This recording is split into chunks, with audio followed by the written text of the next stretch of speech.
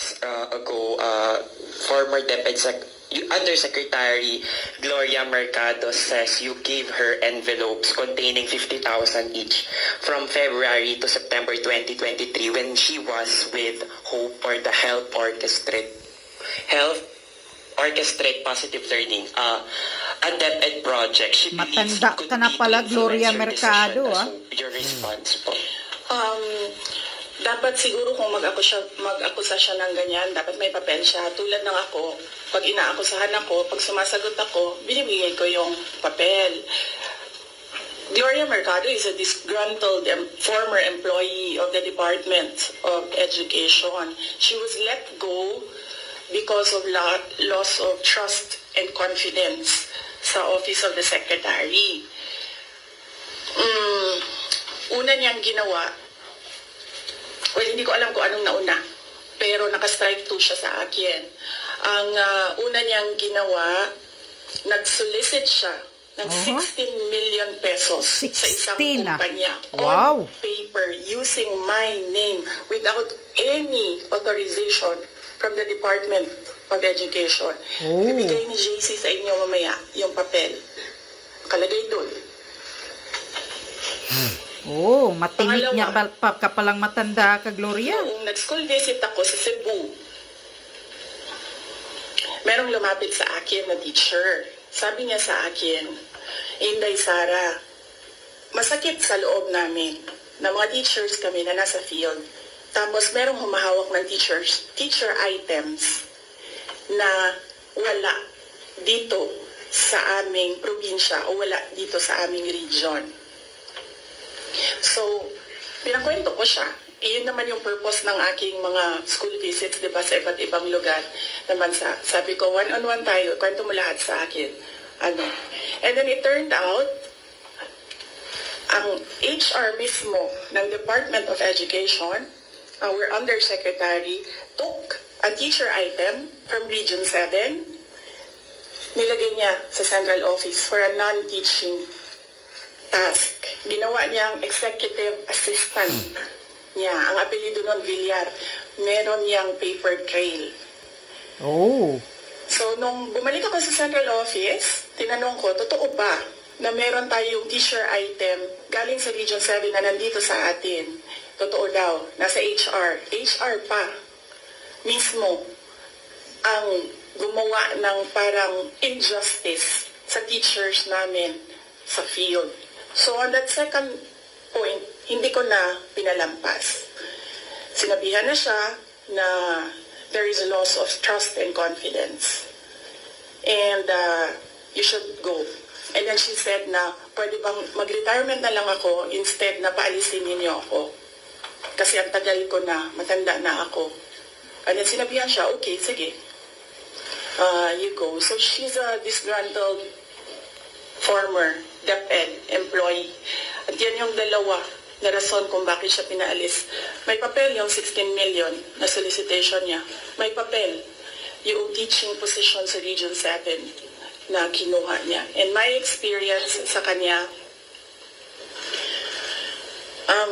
ayoko, factual lang ako ayoko atakihin yung pagkatao niya. Pero when she was HR of the Department of Education, meron kasi akong time dyan for our USEX and ASEX na hindi execom. So, pinapapunta ko yan sila kung sino man yung merong concern, sino yung may problema, pumunta kayo sa akin, mag one-on-one tayo. So, one of those times na one-on-one kami, siniraan niya yung isang USEC, isang ASEC ng Department of Education. And bago pa lang kami nun. In fact, pag alis ko, 2 years lang kami, very, very new. Na nagulat ako. Kasi HR ka eh. Pag HR ka, hindi dapat ikaw yung mag-cause ng away-away sa loob ng institusyon. Dapat ikaw yung maging peacemaker. But siniraan niya yung isang ASEC and isang USEC sa akin mismo. And nagulat ako.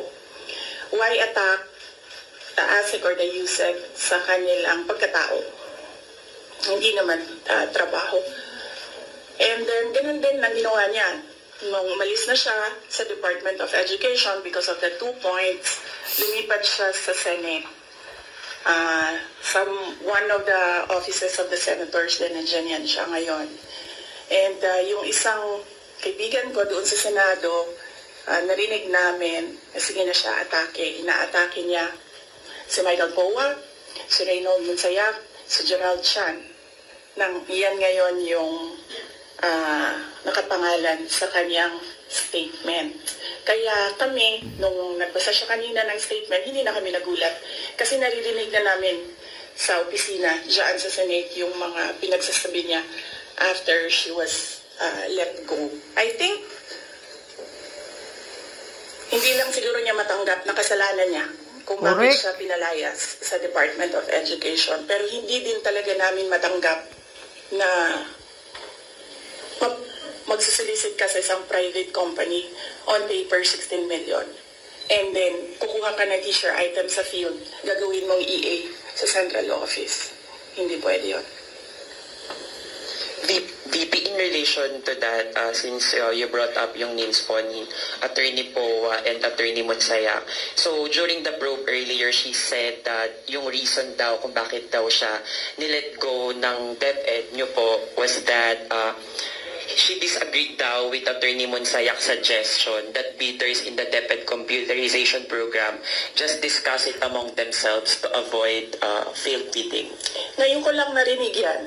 Sa kanya ko lang narinig yan. Pero ako ang nagsasabi, kasi I was the one who fired her out of the Department of Education.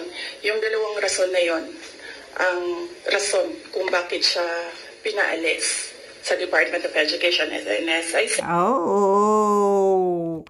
Wow! Gloria Mercado. Naku naman pala, nanay, Lula. Matanda ka na, Lula. Tigilan mo na yung mga kasinungalingan mo. Oh, ngayon, pakita ka pa sa investigasyon sa Congress ng mga envelopes na kunyari, sabi mo? Nagbibigay kunyari ng 50K si Sara Duterte sa iyo every month? Bakit? Bakit magbibigay si Sara Duterte ng 50K sa iyo? Sino ka? Kapal naman ang mukha mo, Lula. Matanda ka na, Gloria Mercado. Tigilan mo na yung kasinungalingan mo. Dahil hindi ka mapunta sa langit. Baka mapunta ka sa impyerno. Kukunin ka ni Satanas. Ha? Kung sino man yang nagbibigay sa iyo ng mga scripted mo na mga kasinungalingan dyan sa Congress, tigilan mo yan. Huwag kang maging mukhang pera, huwag kang magpapabayad para lang sa kasinungalingan mo. Tumanda ka ng paurong. Kapal din ang mukha mo, mismo si Sara Duterte na nagsabi, hindi mo siguro matanggap na sinibak ka ni Sara Duterte dahil dalawang ugali ka palang ugaling basura ka pala, matanda, Gloria Mercado. Kawawa ka naman, Lula. Ang tanda-tanda mo na, sinungaling ka pa. Lamlamin mo yan. Kasinungalingan mong mga envelopes mo na binigay daw ni Sara, sabi pa niya sa Congress doon. Sa investigasyon doon. Sino na naman ba ang nagano sa'yo? Magkano na naman ba ang binayad sa'yo sa mga kasinungalingang mga scripted na binigay sa'yo na pinagsasabi mo doon sa Congress? Magkano? Gloria Mercado, Lula Gloria Mercadong sinungaling. Hindi ka ba nahiya? Nagpapasulusit ka ng 16 million sa private company? Gamit-gamit mo ang pangalan ni Sara Duterte? Kaya ka pala sinipa ni Sara Duterte, siniba ka sa DepEd. O kapal ng mukha mo, mahiya ka na, Lula. Sinungaling ka. Kukunin ka ni Satanas pag ikay namatay. Tigilan mo na yung mo. Pag kasinungalingan mo dyan sa Congress, gusto mo talagang ididiin si Sara Duterte, kasabwat ka rin, sino na naman ba ang handler mo? Kasama ka ba sa isang handler na sinasabi ni Sara Duterte na handler ni Trillanes at ni Hontiveros at ni Franz Castro, iisa lang ang handler? O ngayon, kasama ka na ba sa isang handler? Kapal ng mukha mo, Gloria Mercado. Mahiya ka naman sa sarili mo. Matanda ka na. Sinungaling ka pa. Nagpasulusit ng 16 million. Tingnan mo yan. Tsaka nag-a-appoint ka ng HR pa o ano yung ina-appoint mo. Diyos ko po, mahiya ka. Tigilan mo na yan pagkamukhang pera mo. Magkano bang binayad sa'yo? Na para ididiin mo si Sara Duterte? Magkano? Sino bang nag-utos sa'yo niyan? Kapal ng mukha mo. Gloria ka Mercadong lula ka na. Tumatanda kang paurong. Wala kang hiya. Walang hiya ka. Mahiya ka naman. Pagtanggol mo naman yung ano mo. Sarili mong dignidad. Huwag mong takpan ng pera yung ano mo. Pagkatao mo. Kasi mahihiya yung mga anak mo sa'yo. Mahihiya yung mga apo mo sa'yo. Ganyan ka kasinungaling. Ganyan pala ang katiwali ang ginagawa mo sa DepEd. Diyos ko po, hindi mo ba matanggap na siniba ka ni Sara Duterte? Walang hiya ka ring matanda, Kapal ng mukha mo.